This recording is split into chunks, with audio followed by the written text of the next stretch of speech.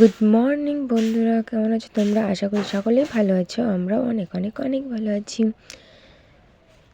আজকে হচ্ছে আমার বৌদির ছাদ, তো ছোট্ট মোটো করে ছাদ দেবো। তার জন্য এখানে দেখো সকালবেলা উঠে এখানে বৌদি ঘরটা লিপে নিচ্ছিল, বিছানা টিছানা ওঠানো হয়নি। আর আমার বোন এখানে পড়ে পড়ে ঘুমাচ্ছিল। আর ঘরের থেকে আমি এখান থেকে হাঁড়ি ঝাড়ি সব কিছু বের করে দিচ্ছিলাম।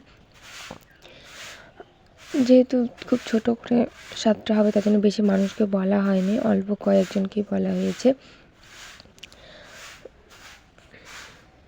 আর এদিকে আমার মা বড় মা মশলাগুলো ভেজে নিচ্ছিল। আর আমার মা এদিকে সব মশলাগুলো ঝেড়ে ঝেড়ে দিচ্ছিল। দেখতে পাচ্ছ অনেক নোংরা থাকে না, এর জন্য ঝেড়ে দিচ্ছিল। আর আমার বৌদি এদিকে মেশিনে মশলাগুলো গুঁড়ো করে নিচ্ছিল। আর আমার দিদা এখানে সবার খাওয়া দাওয়া রান্না করছিল। আর এখানে আমি সবজি কেটে দিচ্ছিলাম। তারপরে এখানে সবাই মিলে সবজি কাটছিল।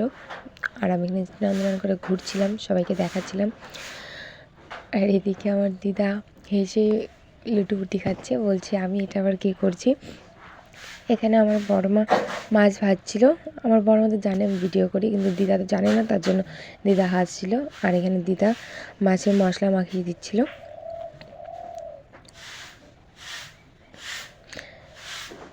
তারপরে এদিকে দেখতে পাচ্ছ এটা হচ্ছে দই বড়া। এখন আমার বৌদিকে খাওয়ানো হবে। সেটা সবাই জানো, এটা প্রেগনেন্ট মহিলাদের খাওয়ানো হয়, স্বাদের একটা নিয়ম থাকে। আর এখানে আমি ভিডিও বানাচ্ছিলাম জন্য আমার মাসি এখানে নকশা করে দেখাচ্ছিল একটু ঢং করে। এখানে আমার বৌদি ওই দুধ বড়াটা খাবে, দেখতে পাচ্ছ। এখানে যে জল আছে আর পাটটা আছে, এটার উপরে পা রেখে বুড়ো আঙুলটা রেখে ওটা খাবে।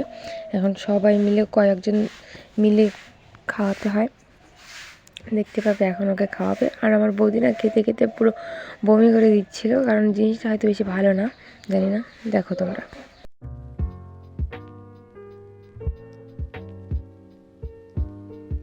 ঘরে এসে একটা নিয়ম ছিল, সেটা হচ্ছে এখন একটাতে আছে প্রদীপ আর একটা আছে শিলনোড়া। এখন ওকে উঠাতে হবে। ও অনেক ভাবনা চিন্তা করে উঠিয়েছে, আর ও উঠিয়েছে প্রদীপ। কিন্তু মাসি মানে যে বাচ্চার ঠাকুমা দিদা হবে তারা বলছিল প্রদীপ উঠেছি তো কী হয়েছে, এখানে শিলনোড়া নিয়ে মজা করছিল। এই দেখতে পাচ্ছ আমার মাসি এখনও মজা করে যাচ্ছে। আর এখানে দিদা ঠাকুমারা বসে আছে, আর এদিকে মানুষ বসে আছে। আর আমি এদিকে বৌদির জন্য করছিলাম রান্না। তারপরে এখানে বৌদির পায়েস দিয়ে কি নিয়ম করতে হয় সেটাই করবে। পায়েস সবাই দেখছিল, পায়েস ফেটে গেছে নাকি, পায়েস ফেটে গেলে হয় না, তাই এখানে দেখছিল কি নিয়ম থাকে। দুব্বো দিয়ে মুখে দিতে হয় 7 বার, হানা করে ওই সব নিয়ম হচ্ছিল।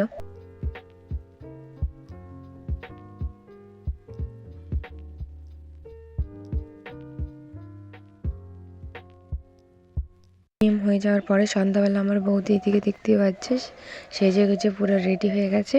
আর সামনে দিয়ে দেখতে পাচ্ছে নাইটি পরে যে ঘুরছে সে আমার বড়দি। গাড়িতে করে এসছে তো, তার জন্য শরীরটা বেশি ভালো নেই, তার জন্য সাজে গুজিনি। আমি তো সাজিনি, জোকারের মতন আছি। আর এদিকে আমি সব রান্না বান্না করে এদিকে এনে এক সাইডে রেখে দিয়েছি। একটা বাচ্চা ছিল তো প্রচণ্ড বদমাইশি করতেছিল, তার জন্য এক সাইড দিয়ে রেখে দিয়েছে। আর বাইরে দেখতে পাচ্ছ অন্ধকার না, বাইরে যেহেতু ছোটো লাইট জ্বলছে তো আমার মোবাইলে বেশি ভালো করে বোঝা যায় না। আর এখানে আমার বৌদিকে দেখো আমি সাজিয়ে দিয়ে দিয়েছি সুন্দর করে। মাছের মাথাটা না গোটা মাথা আনতে বলছিলাম, কিন্তু বাবা অর্ধেক করে কেটে এনেছিল। অনেক কিছু দিয়ে দিয়েছি। আর আমাদের দিদিকে আশীর্বাদ করে নিচ্ছিল প্রথমে, তারপরে আর একটা মাওইমা আশীর্বাদ করে নিচ্ছিল, বৌদির কাকি। তারপরে এখানে যা নিয়ম করতে হয়, থালা দিতে হয় সামনে, সেটাই এখন দিবে, তোমরা দেখে নাও।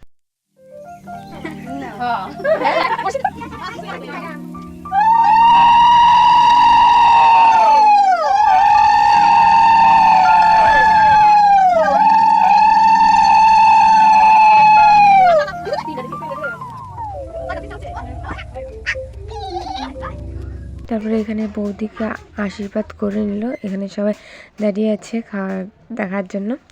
আর এখানে কি বৌদির সাথে সব দেওর ভাগনাকে বসতে হয়, তার জন্য এখানে দেওর ভাগনা ভাস্তা সবাই বসে আছে। দেখো সবাইকে খাইয়ে দিচ্ছিল বৌদি এক এক করে।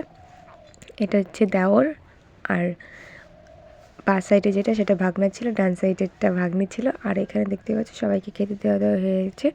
আর সকালবেলা এখানে করছিল বৌদির জন্য পিঠের তোড়জোড়, কারণ বৌদিকে পিঠে খাইয়ে তারপরে নিয়ে যাবে। আর এদিকে আমার মামি করছিল রান্না বান্না। আমি তার পরের দিনে বাড়ির সাথে কোনো ভিডিও টিডিও করিনি, অল্প শুধু ভিডিও করছি। আর এখানে আমার মামি রান্না করছিল বাটা মাছ আর অনেক কিছু। তারপরে বৌদিকে খাইয়ে দাইয়ে বাড়িতে পাঠিয়ে দিয়েছি, তারপরে আর কোনো ভিডিও